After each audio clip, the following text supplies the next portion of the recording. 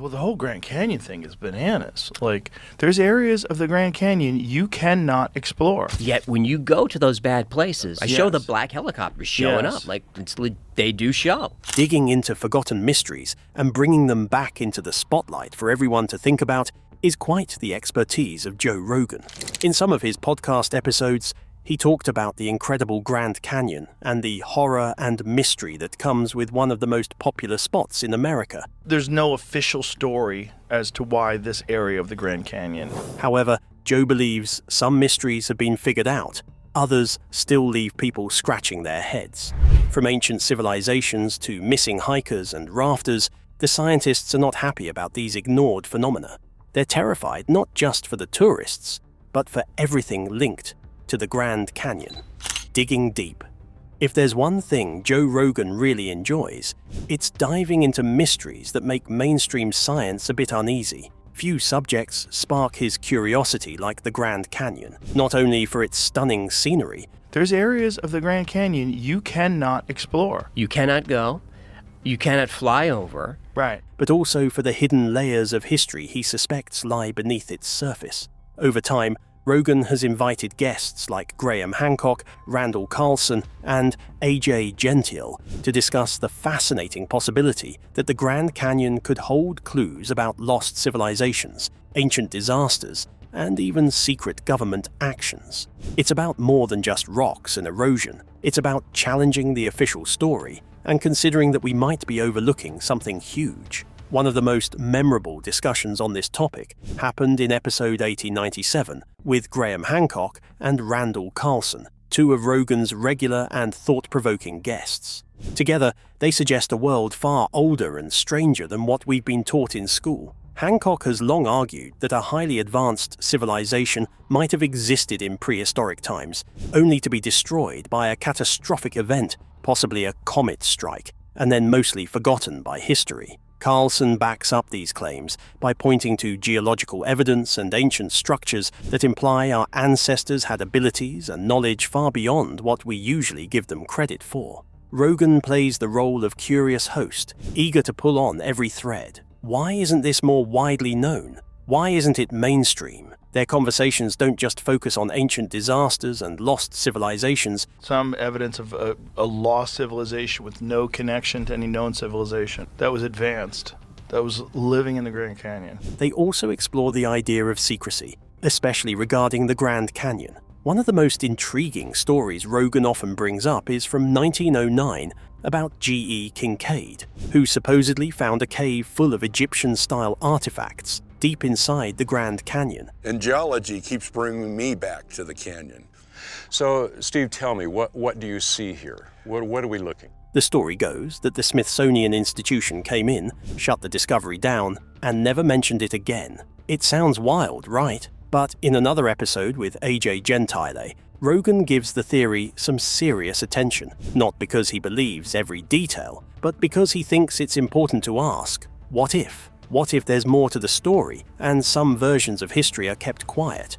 Not to deceive, but to maintain a more comfortable or orderly narrative. In episode 872, an earlier conversation with the same guests, Rogan explores the bigger picture, how myths from cultures around the world share similar themes about floods, advanced ancient knowledge, and cosmic disasters. As for the experts and scientists, are they terrified of such mysteries? Generally, they should thrive on the unknown, but concerned for the people, definitely. It is not only the physical dangers that terrify researchers, but also the unknown forces that still lurk in this ancient landscape. The depths of the canyon conceal sudden weather changes, flash floods, and swirling winds that can trap or overwhelm the unprepared. Numerous hikers have gone missing or suffered from dehydration, heatstroke, or hypothermia after underestimating the canyon's harsh conditions. Scientists, aware of these recurring tragedies, fear that many visitors do not fully grasp the unforgiving nature of the environment they are entering. Moreover,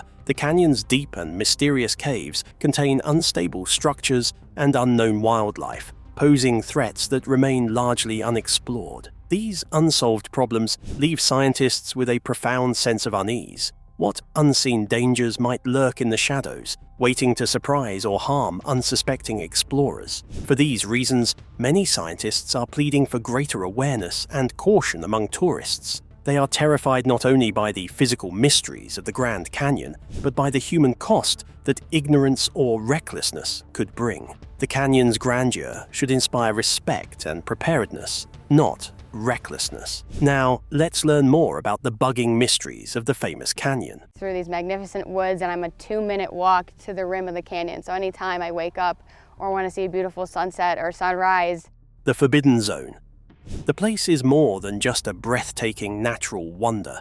It is a vast and complex landscape carved over millions of years, stretching for hundreds of miles across northern Arizona. With its immense scale and mysterious beauty, the canyon has long captured the imagination of explorers, scientists, and tourists alike. But while millions flock to the rim and hike the well-worn paths every year, there are certain parts of the canyon that remain completely off-limits to the public. These areas are often referred to as the Forbidden Zone, and their restricted status has sparked endless speculation and conspiracy theories about what lies hidden within. From rumors of secret government installations to ancient underground cities, the government goes down there like, there's a lot of stuff down here, let's grab it, send it to the Smithsonian, who keeps... The mystery surrounding these areas continues to grow. One of the most persistent and popular theories about the Forbidden Zone is that the government is using it to hide some sort of secret base. This idea has its roots in other well-known examples of secretive government activity, such as the infamous Area 51 in Nevada. If the government is willing to go to such lengths to keep certain military research facilities under wraps, it stands to reason that a place as remote and difficult to access as the Grand Canyon would be an ideal location for another covert operation. The rugged terrain, sparse population, and limited road access would make it easy to conceal something from public view. Some theorists believe that these hidden bases could be used for developing advanced technology, including aircraft or weapons that are not yet known to the public. Others go even further, suggesting that these facilities could be storing extraterrestrial artifacts or conducting research into phenomena that the government does not want the world to know about. Another theory that has gained traction over the years is the idea that the Forbidden Zone holds ancient ruins or tombs that could dramatically alter our understanding of human history. This concept is largely based on a controversial and often disputed newspaper article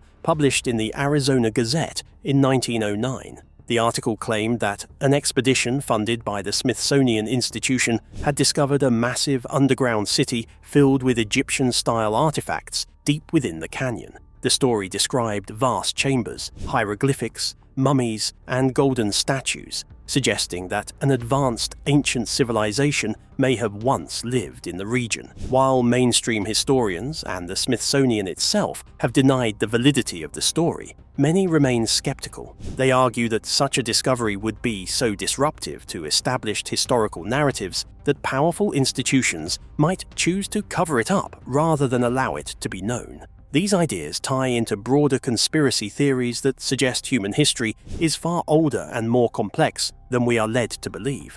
In addition to theories about government secrets and ancient civilizations, some people believe that the restricted areas of the Grand Canyon, an elevation change in a mile in the Grand Canyon, is really unlike most other places, contain unusual geological features or energetic anomalies. These ideas often blend scientific curiosity with elements of spirituality and alternative science. Certain researchers have claimed that the rock formations in these forbidden parts of the canyon display unusual magnetic properties or contain rare minerals that do not match the surrounding geology. Some speculate that these regions might even act as natural energy vortexes or portals to other dimensions. Such ideas often draw on Native American legends, particularly those of the Hopi people, who have long considered parts of the Grand Canyon to be sacred. According to some interpretations of Hopi mythology, the canyon is tied to the origins of their people and may even contain entrance points to other worlds.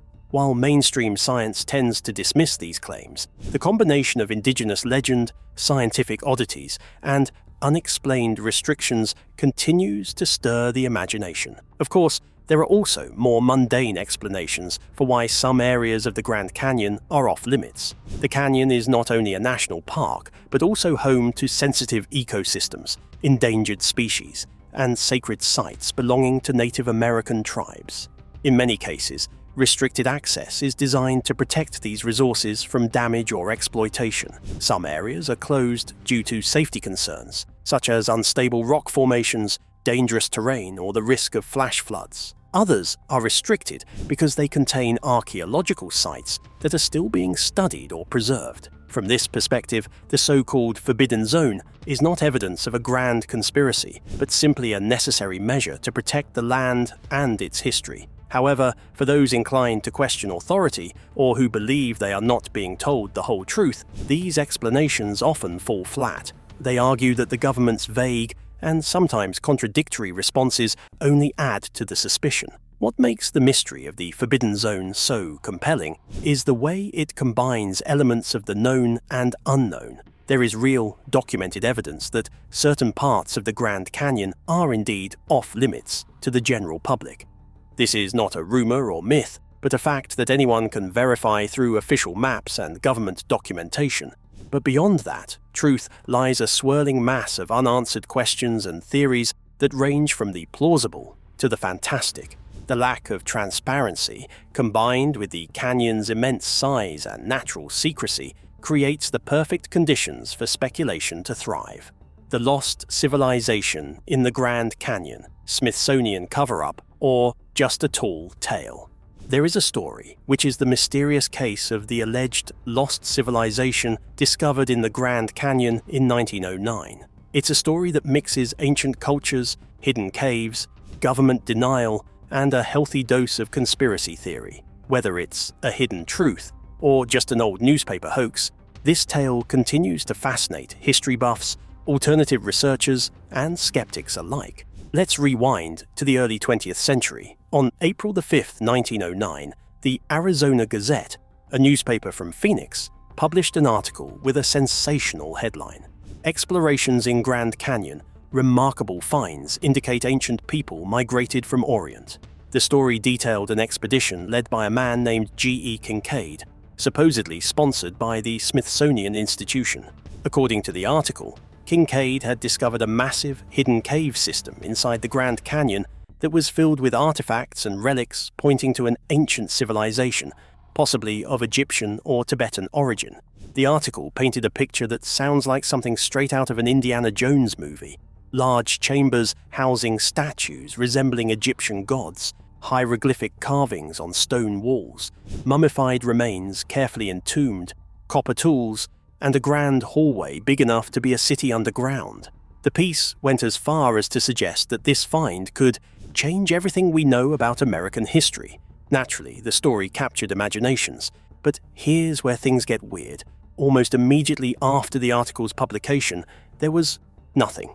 No follow-up, no confirmation, no additional evidence. The Smithsonian Institution outright denied that any such expedition ever took place, and there's no official record of a G.E. Kincaid or a Professor S.A. Jordan, the archaeologist named in the article, within the Smithsonian's archives. And that's where the conspiracy theories start. Do you have one too? Because the guesses never stopped. Some believe the story was intentionally buried, and that the Smithsonian, for reasons unknown, deliberately covered up the discovery. Theories range from the desire to protect mainstream narratives about early American history to more far-fetched ideas about government secrecy regarding ancient technology or extraterrestrial contact. The fact that certain areas of the Grand Canyon are restricted or require special permits to enter has only fueled suspicion. One of the most intriguing aspects of the conspiracy is the alleged Egyptian or Asian origin of the artifacts. If true, it would imply that people from across the ocean had made contact with North America long before Columbus, or even the Vikings. This would massively disrupt the established view of pre-Columbian history and human migration. So, naturally, the idea that a powerful institution would want to suppress this isn't that hard to sell to the public, especially those already skeptical of mainstream academia. On the flip side, many researchers and skeptics argue the story is simply a hoax, The Arizona Gazette wasn't exactly the New York Times, and sensational stories were a common tactic to boost newspaper sales in the early 1900s. There's also no physical evidence, no photos, no artifacts, no verified maps, just that one newspaper article. In fact, some researchers have pointed out that the article doesn't follow typical journalistic standards and contains inconsistencies and exaggerations. There's also the logistical challenge. A civilization building massive underground structures in the Grand Canyon, one of the most rugged and geologically complex places in the US, would be a feat of engineering even today. And then there's the question of who this civilization supposedly was. Egyptians? Tibetans? Some unknown advanced race? The article doesn't seem to commit to a clear cultural identity, which raises more red flags for those skeptical of the story's authenticity. Despite all the doubts, the story refuses to die. It's become a favorite among alternative history circles, YouTubers, and ancient alien enthusiasts. Every now and then, people claim to have found the location of the cave or heard from insiders who supposedly know the truth. None of these claims have been verified, but they keep the mystery alive. And honestly, that might be the most compelling part of the whole thing. In the end, we're left with one article, a lot of questions, and no solid proof. But maybe that's what makes it so fascinating. Maybe the mystery is the whole point. Hopi, the Hopi people of the American Southwest. Hopi. And the video is of this Native American Hold a rich and deeply spiritual worldview, one that is intricately woven into the land around them. Among the many sacred sites in their traditions, the Grand Canyon stands out as one of the most important and revered. It is far more than a geographical landmark or natural wonder. For the Hopi, the Grand Canyon is a living, breathing sacred space that holds powerful meaning tied directly to their origin stories, cosmology, and spiritual practices. The canyon is considered a place of emergence, a location that bridges the physical and spiritual realms. According to Hopi tradition, it is home to the Sipapu, a symbolic opening through which their ancestors emerged from a previous world into this one. The Sipapu is not just a part of myth or storytelling, it is a sacred truth passed down through countless generations and forms the foundation of Hopi identity and belief. It is seen as the literal and spiritual birthplace of their people. This portal, the Sipapu, is usually described as a small hole or opening in the earth, and while there are specific physical locations associated with it, such as in the depths of the Grand Canyon, its significance goes far beyond its physical appearance. It represents transformation, transition, and the deep connection between the Hopi and the spiritual world. The Emergence story is a powerful reminder that human beings are part of a larger cosmic cycle. According to the Hopi, the world has gone through several eras or worlds, and each ended due to imbalance, greed, or disconnection from spiritual principles. The emergence into the current fourth world through the Sipapu was a chance for renewal, a beginning rooted in harmony with the natural world and guided by the Creator's instructions. This history is not seen as distant or abstract. It is alive in the daily life and worldview of the Hopi people. Visiting the Grand Canyon, then, is not just a journey across space, but a return to the spiritual beginning of existence. The Grand Canyon also carries an unmistakable spiritual energy that many people, regardless of cultural background, report feeling when they visit. There is something haunting, almost otherworldly, about its vastness, its silence, and its layered cliffs that seem to stretch endlessly into the past. For the Hopi, this atmosphere is no mystery. They believe that ancient spiritual forces still dwell within the canyon. These are not just symbolic ideas or metaphors. They are real presences to the Hopi people, spirits that watch over the land and continue to influence life today. This belief helps explain the deep reverence with which they treat the canyon. It is not just a place to visit, it is a place to approach with respect, humility, and ceremony. The spirits within the canyon are considered protectors, guardians, and guides.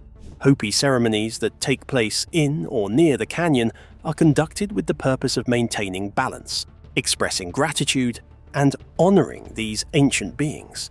The canyon, in their view, is a sacred dwelling place that deserves continuous reverence. In Hopi cosmology, the land is alive. Mountains, rivers, rocks, and canyons are not seen as inanimate or passive. They are living entities with spirits and energy. The Grand Canyon, with its dramatic cliffs and deep chasms, is viewed as one of the most spiritually charged places in the world. The Hopi teachings emphasize the importance of living in balance with all aspects of nature, and the canyon represents this balance in its most powerful form. It is a place where earth meets sky, where water once carved through stone, and where spiritual and earthly forces are intertwined. It is also a place of learning. The stories embedded in the rocks, the songs carried by the wind, and the silence that stretches across its depths are all seen as forms of communication from the spiritual world. For the Hopi, listening to these messages here in their remote village of Supai, tucked deep in the Grand Canyon, is a vital part of maintaining harmony within the world and within oneself. Despite the modern pressures of development, tourism, and environmental degradation, the Hopi people continue to hold strong to their traditions and their sacred connection to the Grand Canyon. They face the challenge of preserving their spiritual heritage in a world that often values land for its economic potential. You go just to the normal tourist area, it's Right. like, be careful. People Right. fall, 2 people a year fall. Rather than its sacred meaning. But through oral history, ceremony, and community teaching, the Hopi keep their stories alive. Their prophecies, passed down over generations, There's areas of the Grand Canyon you cannot explore. You cannot go, you cannot fly over, Right.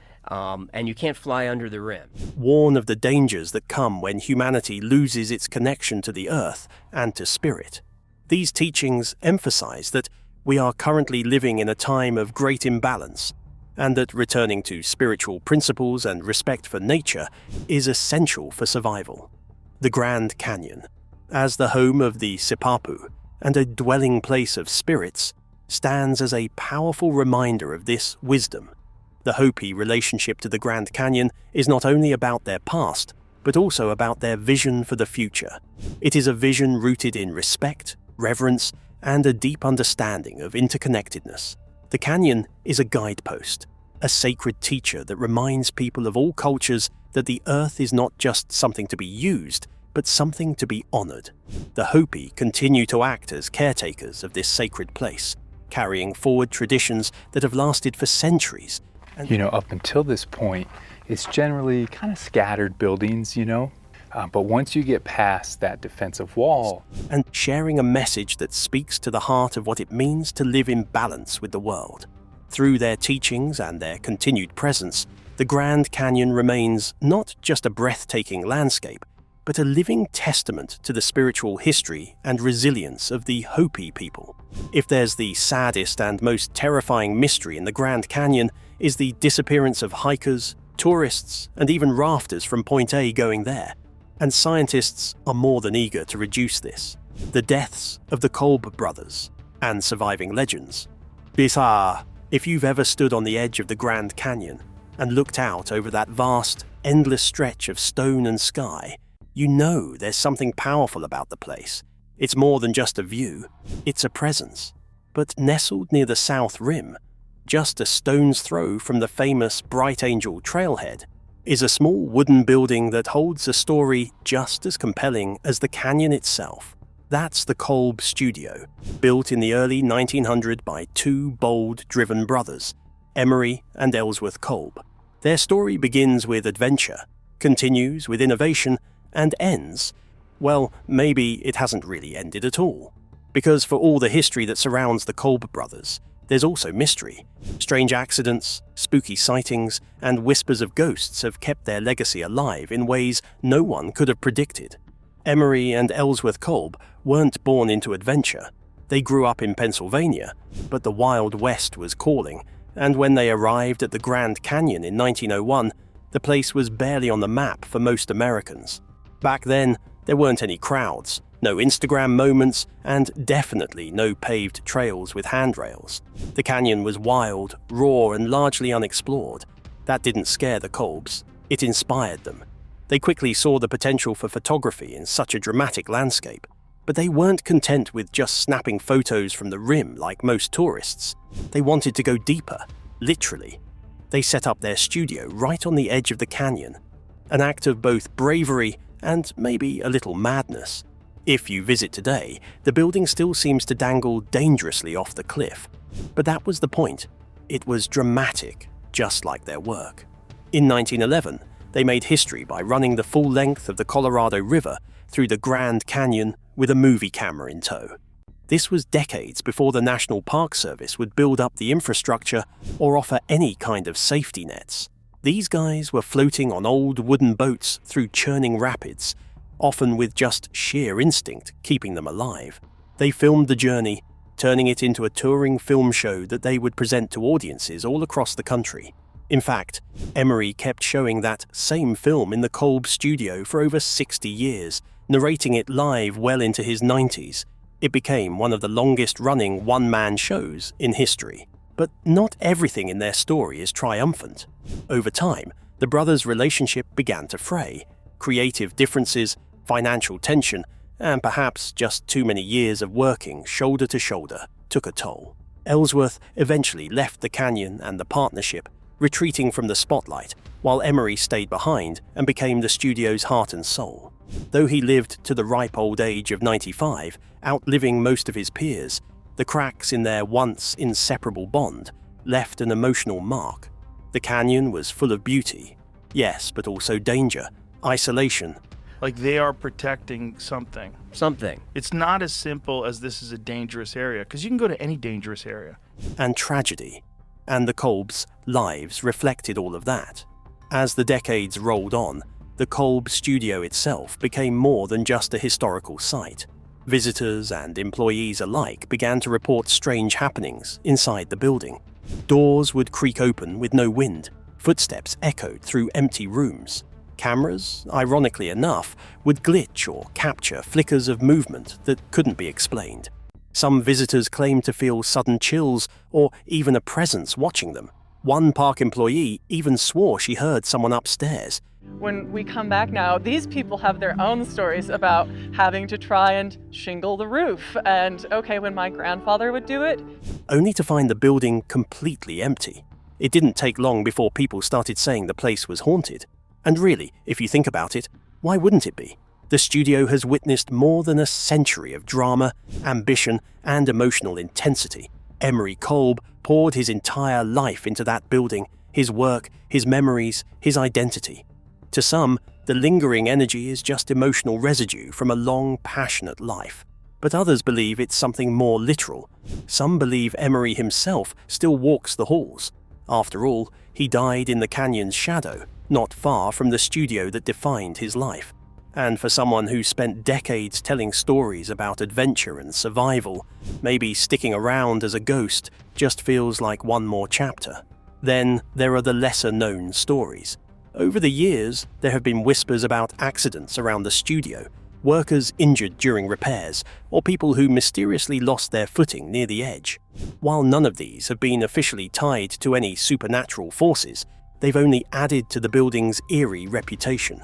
Local guides often tell guests to keep an eye out for unexplained movement or to listen for the sound of old film reels spinning, and whether those stories are shared with a wink or a genuine shiver depends on who's telling them. The strange case of rafting disappearances.